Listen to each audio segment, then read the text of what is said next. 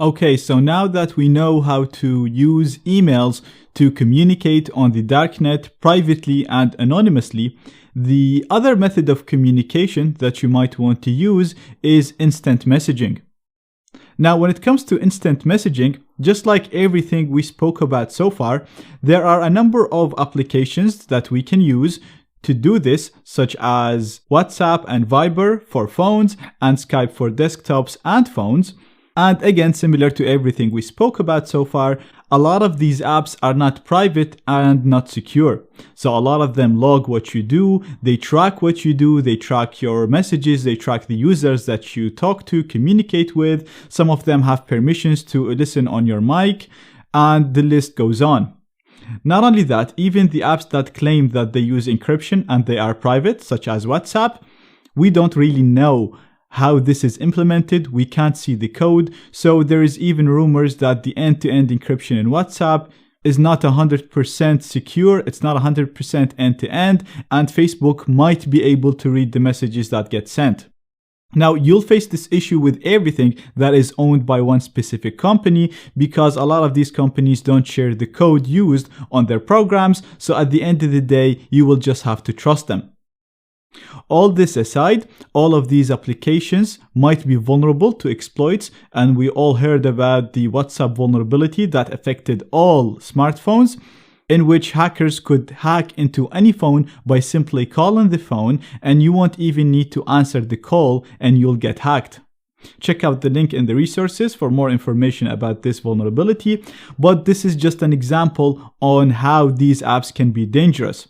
And again, putting all of this to the side, even if the apps are 100% secure and even if they are 100% private, these apps are installed on operating systems that are not secure and private, such as iOS, Android, Windows, and so on. And we spoke about how all of these operating systems log data and track their users. Therefore, if you want to protect your privacy and anonymity, it's a better idea to first of all use an operating system that is more private than other operating systems, such as Tails. This will solve the problem of the operating system, and then use a messaging service that is more private and a messaging app that is more private. So we're already using Tails and we know how to do that. So we have the first part of the problem solved. The next thing that we want to do is to use an instant messaging service that is more private. And to do this, we're going to use XMPP. This is a free and open protocol that is not owned by anybody, so it's not controlled by a single company. It is decentralized, so anyone, even you, can go and create your own server and use that to communicate with other XMPP servers.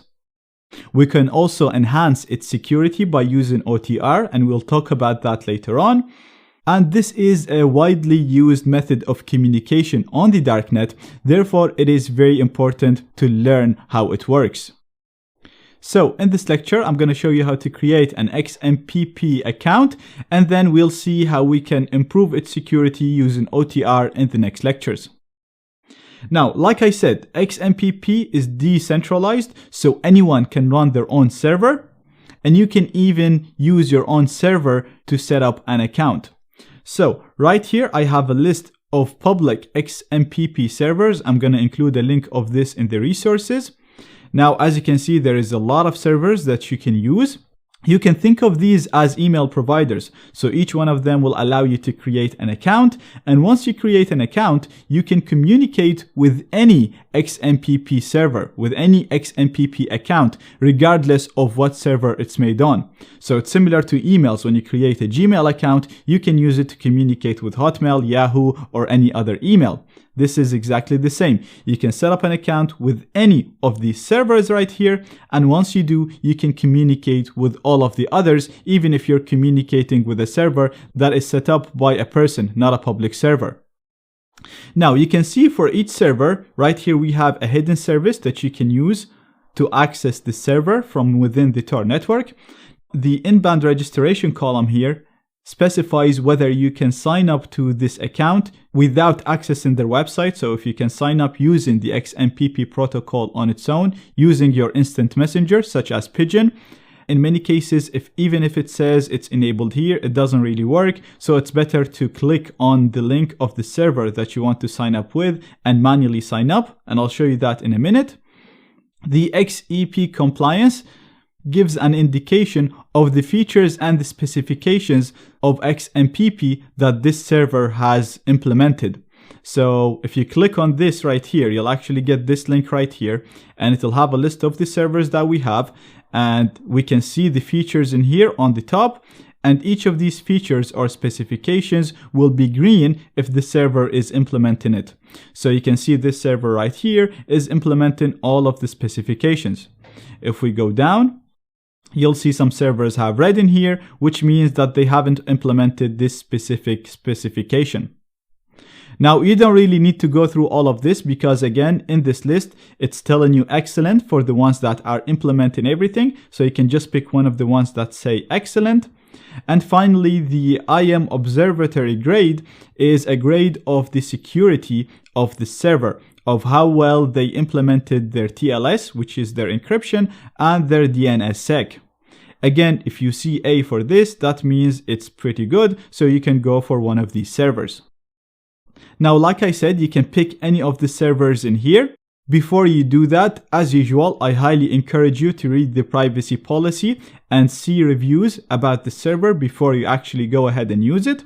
But for this lecture, I'm going to use this mail, which actually is a good server, and I've seen good reviews about it. And as you can see, you get a normal website. And what we want to do with this right now is just simply register. So I'm going to click on register to register with them. And it's asking us some very simple information, such as a username. Again, make sure you set this to your fake identity. So I'm going to set it to John Wick. I'm going to set a password and answer the question. And that's it, we're done. So as you can see, a very, very simple registration process, very similar to what you would do when you're signing up for an email. It didn't ask us for any personal information, and it took us a few seconds. So you can actually even create temporary accounts. So every time you want to communicate with someone, or every week or every 2 weeks, you can just create a new account and use that to improve your security and anonymity. So the username that I picked was John Wick, JHNWCK, and the server that we have is this. So my account is going to be jhnwck@thismail.de. So like I said, it's very similar to the way emails work, and even the format is very similar to the format of emails. So that's it, the account is created.